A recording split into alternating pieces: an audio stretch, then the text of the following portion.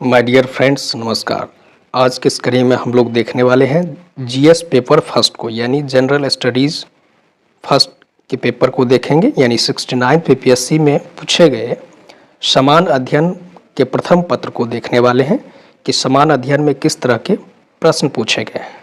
तो चलिए देर न करते हुए हम लोग देख लेते हैं। आगे बढ़ने से पहले यदि आप इस चैनल पर नए हैं तो चैनल को लाइक और सब्सक्राइब जरूर कर दीजिएगा। तो चलिए देर न करते हुए देख लिया जाए। तो यहाँ देख सकते हैं कि निम्नलिखित पर संक्षिप्त टिप्पणियाँ लिखिए। सेक्शन 1 में पूछा गया था कि भारतीय परिषद अधिनियम, संथाल विद्रोह, चंपारण सत्याग्रह, इस सब पर जो है आपको शॉर्ट प्रश्न लिखने थे।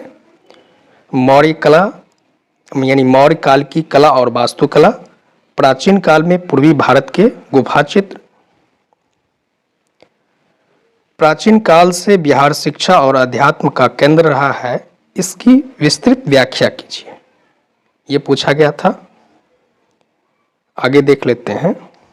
या चंपारण नील आंदोलन का मूल्यांकन कीजिए तथा भारतीय स्वतंत्रता संघर्ष पर इसके प्रभावों का वर्णन कीजिए। भारतीय राष्ट्रीय कांग्रेस आंदोलन के उदारवादी चरण के योगदान का आलोचनात्मक परीक्षण कीजिए। यहां से देख सकते हैं खंड 2 में बिहार में आधुनिक शिक्षा के विकास और उसके प्रभाव को रेखांकित कीजिए। अथवा में था, यहां से खंड 2 स्टार्ट हो गया है। निम्नलिखित प्रश्नों के उत्तर दीजिए। लैंगिक रूढ़िबद्ध धारणाओं से मुकाबला करने के लिए भारतीय सर्वोच्च न्यायालय की चिंता का उल्लेख कीजिए। भारतीय शासन व्यवस्था में भारतीय नागरिक सुरक्षा संहिता 2023 की प्रासंगिकता का विवेचन कीजिए।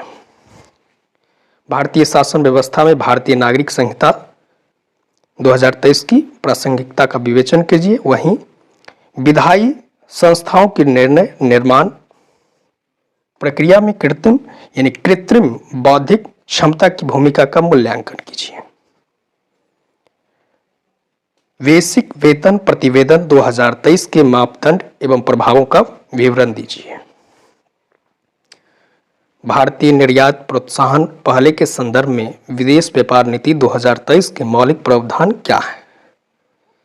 यानी भारतीय निर्यात प्रोत्साहन पहले के संदर्भ में विदेश व्यापार नीति 2023 के मौलिक प्रावधान क्या है। मणिपुर संकट की संक्षिप्त जानकारी प्रदान कीजिए। आपके दृष्टि में प्रजातीय धार्मिक संघर्ष का राष्ट्रीय राजनीति के परिदृश्य पर क्या संभावित प्रभाव हो सकता है, टिप्पणी कीजिए। या यह कैसे प्रतिबिंबित होता है कि G20 में भारतीय नेतृत्व प्राचीन दर्शन वसुदैव कुटुंब विश्व एक परिवार के रूप में का पालन करने के लिए प्रतिबद्ध है। भारत की G20 में वैश्विक सहयोग एवं विकास में योगदान में भूमिका इस दर्शन के साथ कैसे संरूपित होती है, इसका मूल्यांकन कीजिए। आशा करते हैं कि आप लोग पूरी तरह से आपको प्रश्न दिखाई दे रही होगी। आगे देख लेते हैं कि भारत की समृद्ध विविधता को ध्यान में रखते हुए भारत में एक समान नागरिक संहिता को लागू करने के पूर्वानुमानित सकारात्मक व नकारात्मक सामाजिक परिणाम क्या हो सकते हैं, व्याख्या कीजिए। आगे देख लिया जाए। इसरो के द्वारा चंद्रयान-3 मिशन के संदर्भ में भारत की उभरती हुई अंतरिक्ष शक्ति की स्थिति अंतरिक्ष अन्वेषण में की गई उम्मीदें और उपलब्धियों से कैसे मेल खाती है। वैश्विक अंतरिक्ष पटल पर प्रमुख खिलाड़ी बनने की भारत की यात्रा में इस मिशन के लक्ष्य व भूमिका का विवेचन कीजिए। तो चंद्रयान-3 से भी प्रश्न पूछे गए थे। यहां से सेक्शन 3 प्रारंभ हो जाता है आपको। तो ये देख सकते हैं, ये डीआई के प्रश्न है। इसको आप एक बार सरसरी निगाह से देख लीजिए, फिर हम धीरे धीरे करके बढ़ाएंगे ताकि आप लोग देखते चलेंगे।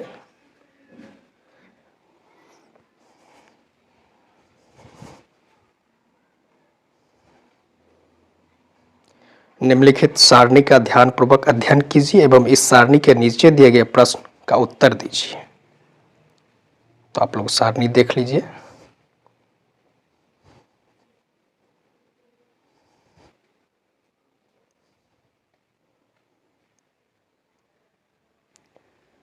मान लीजिए बाजार में केवल यही 3 कंपनियां हैं, यानी यह DI का प्रश्न है और इस सारणी के अकॉर्डिंग आपको प्रश्न को सॉल्व करना था। यहाँ से आप देख सकते हैं प्रश्न और इसको फिर सॉल्व करके जवाब लिखना था।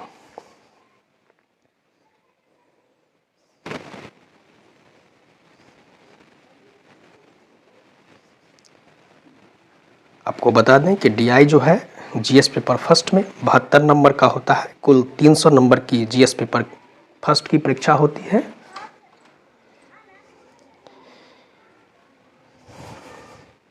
यहाँ से आप देख सकते हैं, देखते चलेंगे, हम धीरे धीरे करके बढ़ा रहे हैं ताकि आप लोग एक बार आसानी से देख पाए।